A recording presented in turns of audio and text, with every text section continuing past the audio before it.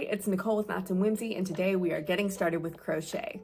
We will be talking about choosing your hook size, choosing your yarn, learning how to single crochet, which is the most foundational stitch of crochet, basically everything built off of that, and we will be practicing that to get your tension right so that when you do your first pattern, your tension won't be like all over the place.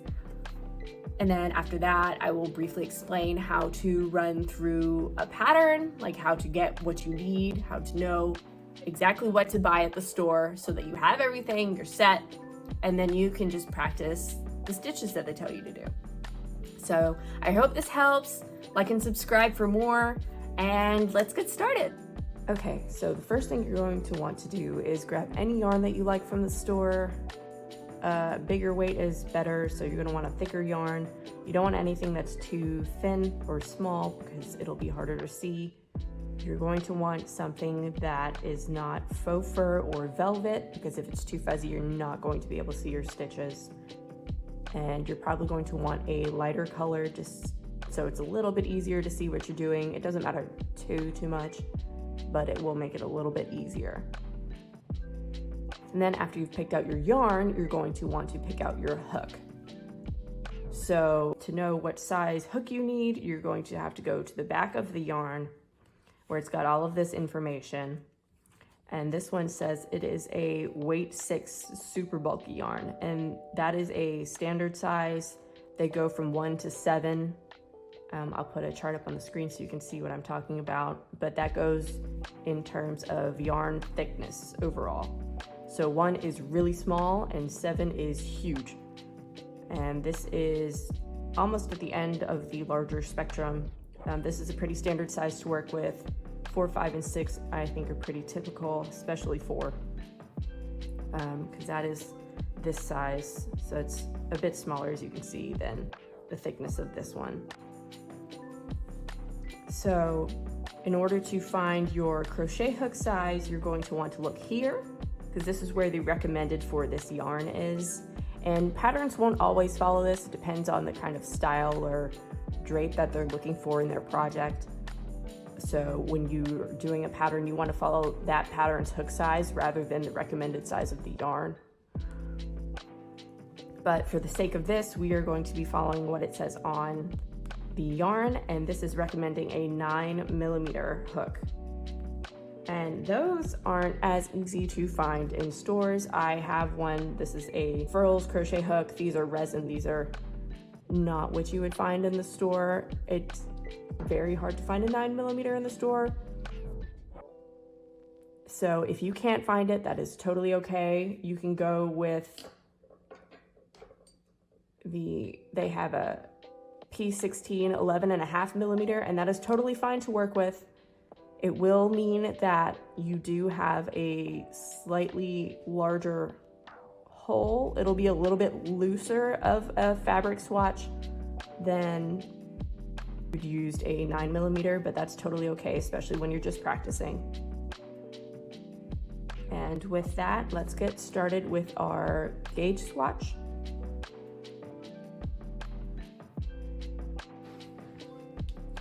So a gauge swatch basically is a square of fabric that you make to measure the amount of stitches that you are doing in a row, and how many rows you're doing in a certain amount of space. And this is recommended for most projects. That way your project turns out the size that the pattern wants you to. So to start our gauge swatch, we are going to want to do a slip knot. So the way I do a slip knot is I hold my yarn like this, and I wrap it around 2 of my fingers and then pinch it with my thumb, and then kind of make that a bit wider, and then grab the yarn from the other side and pull through. And then from there you grab these 2 and kind of pull from up here to tighten that knot. And then you can stick your crochet hook in and pull the part of the yarn that is connected to your skein to tighten it. So for holding your yarn and hook, it's really whatever is most comfortable for you. But for me, the way I hold my hook is in knife hold, which is like this. So I put my thumb on the grip here, and my 2 fingers on the back of this indented part here. Some people do pencil hold, which is this way, and they use their fingers more to like move the hook. So it's whatever's really the most comfortable for you. And then holding your yarn, this is the more important part because that is how you maintain your tension. Most people do a variation of wrapping the yarn around a finger. So for example, like this is how I hold mine. I wrap mine around my pinky, and then it goes over my hand and it kind of catches on this pointer finger. And that is how you maintain your tension. And yeah, you pinch here and then you kind of maintain from there. So like you're holding your project with these 2 fingers and then making sure that your tension is constant with your pointer finger. And there are a lot of variations of this. Some people will like wrap it twice, wrap it around 2 fingers. It's really whatever works for you. Some people will do pinch with their pointer and thumb finger and then do tension with their middle finger. It's really whatever works for you.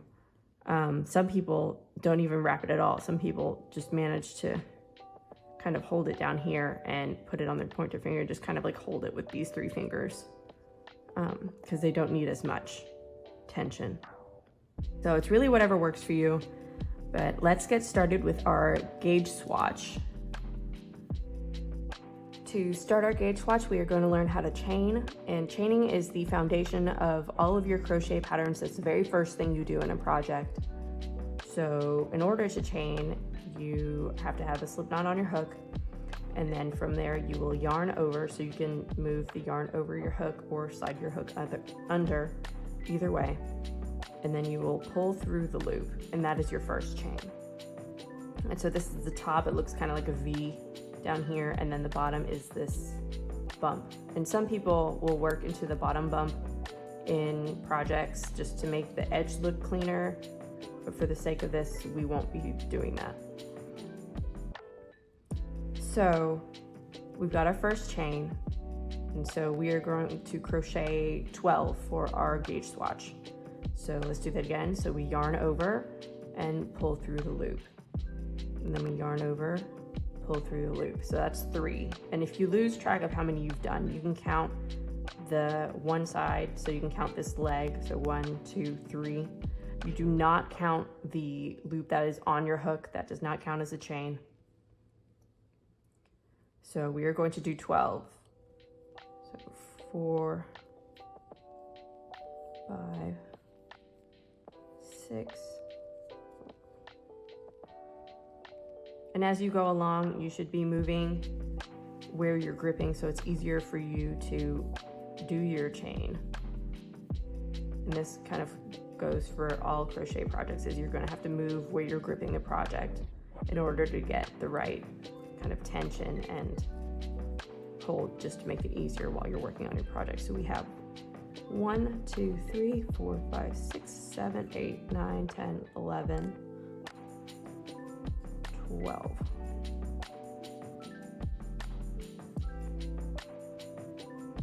Okay. And for reference in patterns, it's going to tell you to crochet into the typically 2nd or 3rd chain from the hook, which we are about to do for our gauge swatch. But in order to count stitches, count chains from your hook, this would be the 1st chain from your hook, this is the 2nd, this is the 3rd, and so on. So for our gauge swatch, we are going to be crocheting into the 2nd chain from our hook, so this one.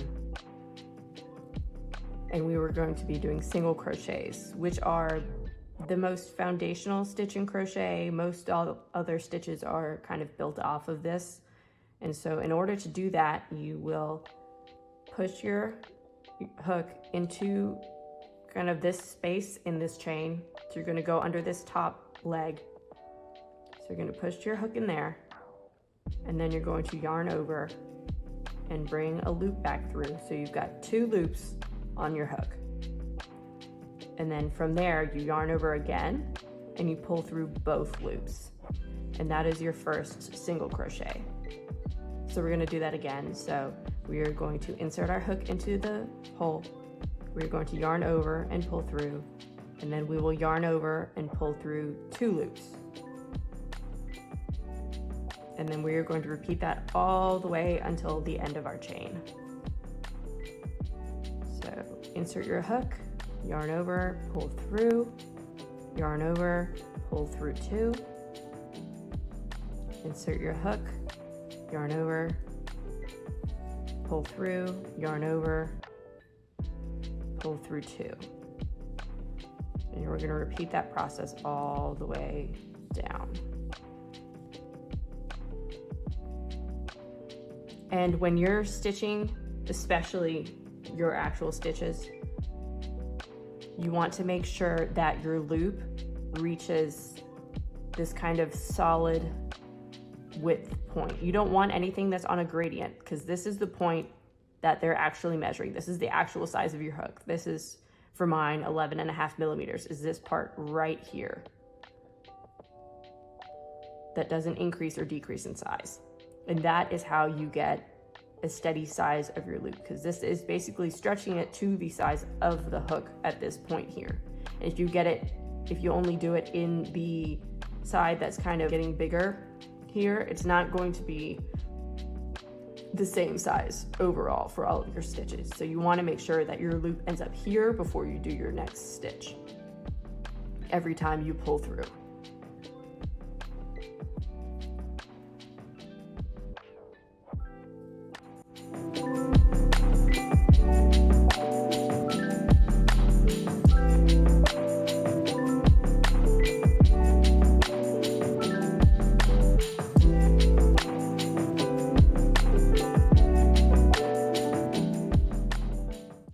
So we've done our first row of single crochets.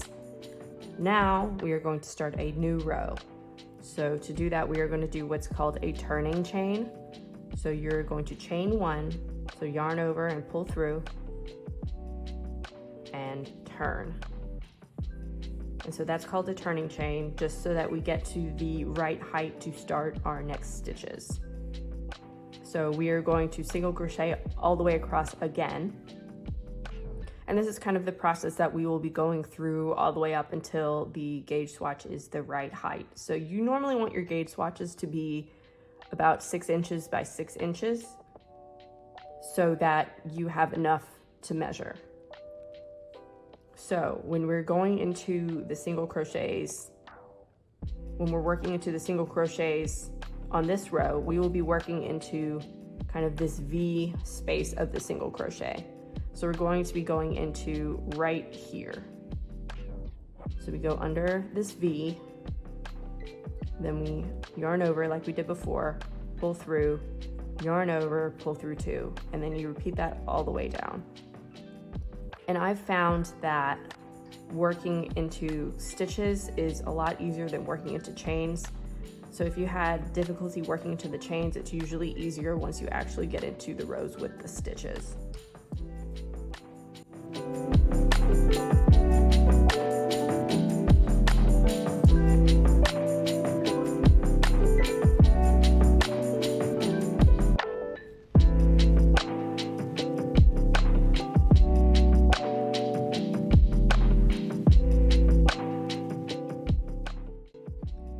You should have 11 stitches across, since we chained 12 and then crocheted into the second chain from the hook. So basically we made that first chain from the hook a turning chain of its own. So you should have 11 single crochets when you finish this row. And this one looks a little flat, but that is a stitch. It looks a little bit rounder than the rest, but that is the edge, the end of your stitches, so make sure you get that one as well. So we have 1, 2, 3, 4, 5, 6, 7, 8, 9, 10, 11. And if you need help counting this, you can count kind of by these ridges that are like slight diagonal lines that are going down, or you can kind of look at the V's at the top and you can count the V's. And so we're going to repeat this process until we get to about 6 inches in height. So we're going to chain 1, turn, and then we are going to single crochet all the way across. So insert your hook, yarn over, pull through, yarn over, pull through 2, and we're going to repeat this all the way down.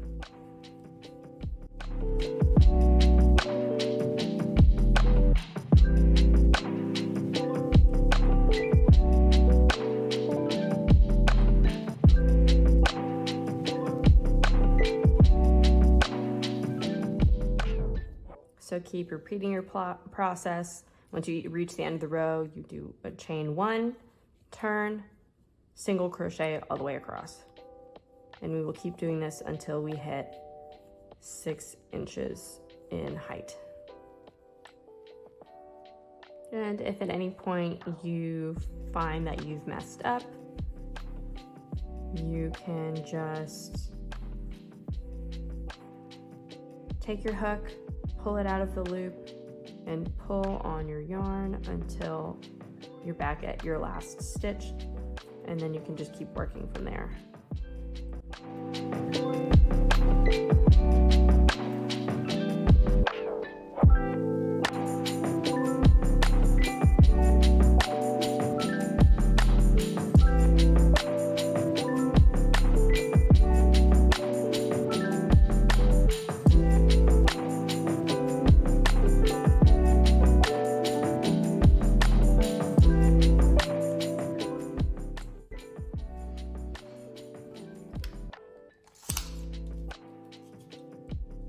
Okay, so we have made our 6x6 gauge swatch. Basically, with gauge swatches, you will measure the number of stitches that you've done in a 4-inch length, and then the number of rows in a 4-inch height. And that is how you will check to make sure your stitches are the right size when you start any pattern, because the patterns will give you a gauge, and then you will have to try to match that if you want your project to be the same size as theirs. And so if your gauge swatch doesn't look uniform, you may want to practice your stitches some more. You could just keep going and make this into a scarf and have that be kind of your first crochet item if you really wanted to. You just keep going indefinitely and watch your tension get better and better as you go along. So after you feel like you've kind of got this down and you want to try a beginner friendly pattern, you go find something you like. It doesn't have to be just single crochet. You can learn pretty much anything after you've mastered single crochet. So pick a pattern that you like, and then you will go find the yarn that the pattern specifies. I would recommend, especially when you're just starting out, to choose the yarn that the pattern says to use. That way you don't have to figure out how much, if you need more or less, that sort of thing. And when you go to pick out your yarn for the pattern, make sure you get the same lot number. And this is the die lot, which is very important. So if you pick something that has if you pick 2 balls of yarn that have 2 different lot numbers, you might be fine, but the chance is you may have yarns that are 2 slightly different shades and you'd be able to tell in your work. Like, for example, like this one could be like slightly darker on this half, and then I used a new ball here and that would be slightly lighter, and you could just tell it was off and it wasn't cohesive. So make sure you get the same lot number for your yarn when you buy more than 1 ball. And they will also specify the hook size you need, which may not be what's recommended for the yarn. It may be bigger or smaller depending on what the designer is going for. So follow what they say, and then after you've got your yarn and your hook, you should make a gauge swatch like we just did. using the pattern that they tell you to use, and you should make a roughly like 6" by 6" square, and then measure how many stitches, so you count how many stitches are in your 4" like 4" by 4", and they'll tell you how many that they want, how many that they have. So like, for example, this one's got 1, 2, 3, 4, 5, 6, 7.5 in 4". So that's 7.5 stitches per 4" by 1, 2, 3, 4, 5, 6, 7, 8, 9, 10 rows.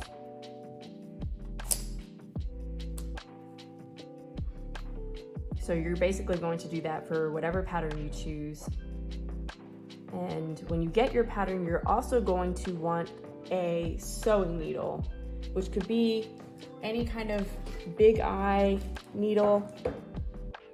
If you get a crochet kit, they usually come with these, but you're going to want a big eye needle that can fit your yarn in, so that when you're done, like for example, this one's got a really large eye, so that way when you're done, you can weave in your ends to finish off your work. So you're gonna like slide it in there and then just start weaving in your ends.